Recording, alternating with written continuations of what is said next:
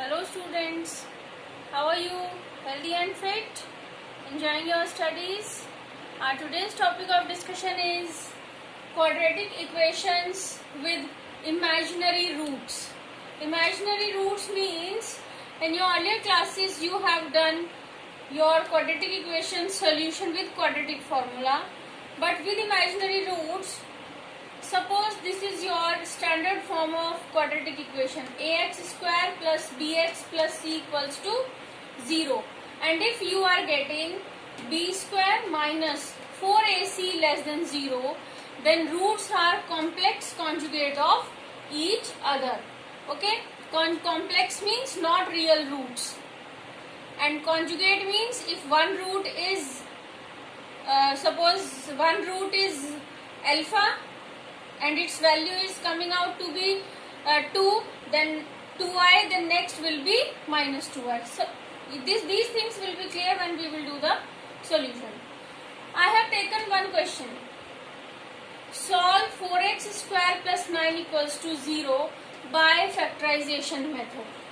This will be by quadratic formula method, but I have taken one question by factorization method, means by observing your question you make use of the identities. Now we have 4x square plus 9 equals to 0. Now students, I can use here the identity a square minus b square equals to a minus b, a plus b, but I have here plus, so I am writing it in this form, 4x square minus 9i square. I is iota and I square value is minus 1. So minus 1 and minus will be your plus 9. Now I can write 4x square as 2x whole square and this as minus 3i whole square equals to 0. Now this is of the form this. A is 2x and b is 3i. So write down 2x minus 3i into 2x plus 3i equals to 0. And you have got your roots as 2x equals to, this is on the other side, it is positive now, 3i, x equals to 3i upon 2. This is an imaginary root, not real root. And here 2x equals to minus 3i, x equals to minus 3i by 2. Okay. Now second is solved by quadratic formula. Here we will make use of these two formulas. First of all, this equation is given to you, x square minus root 2 plus I into x plus root 2i equals to 0. We will compare our equation with standard equation, quadratic equation, ax square plus bx plus c equals to 0. Now in comparison, a is 1, b is whole this coefficient of x, and you are getting minus root 2 plus I as b, and c is your this term, root 2i means constant term. Now you will substitute these ABC values in your these formulas.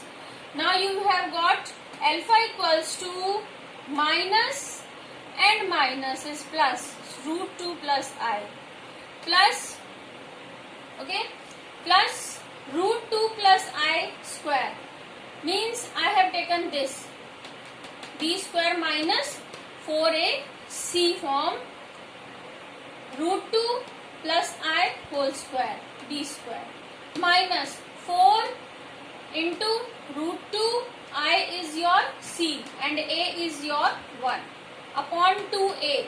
2 into 1 is 2. Beta is my plus, this is your, here you have minus b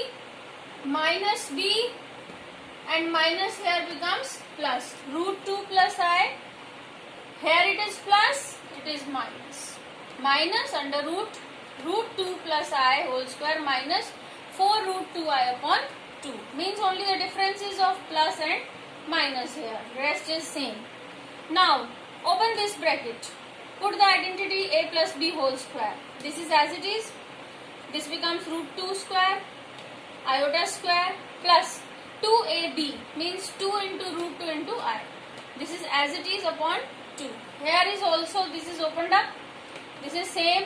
You have got this.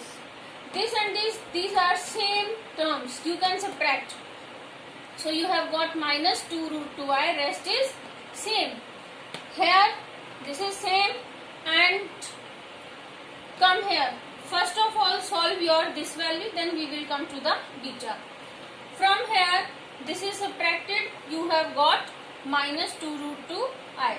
Now, you can make this as this identity a minus b whole square, because this is a square plus b square minus 2ab, and this is a minus b whole square, means root 2 minus I whole square upon 2. Now, when root is cancelled out, only root 2 minus I is left. I cancelled out. Add these two terms, 2 root 2 upon 2.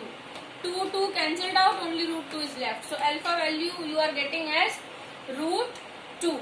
Now come to your beta value. Okay. These are subtracted. You have got minus 2 root I. This is also a square plus b square minus 2ab. I can write it in the same form, a minus b whole square. This square root is cancelled out with this square. You are left with minus root 2 minus plus I. Root 2 cancelled out. I added 2I upon 2. 2 is cancelled out with this, only I. So you are getting your alpha equals to root 2 and beta equals to iota. Means this is an imaginary root. This was about solving your quadratic equations with complex roots, means imaginary roots, negative roots. Okay. So students, you can take other questions on this and practice. But the main thing is keep this thing in your mind that you have to make use of I square equal to minus 1, and then you can change your question into some identity, means factorization like this, or by using your quadratic formula. So if you have any queries, any suggestions, or you want something different in our class, then you can comment.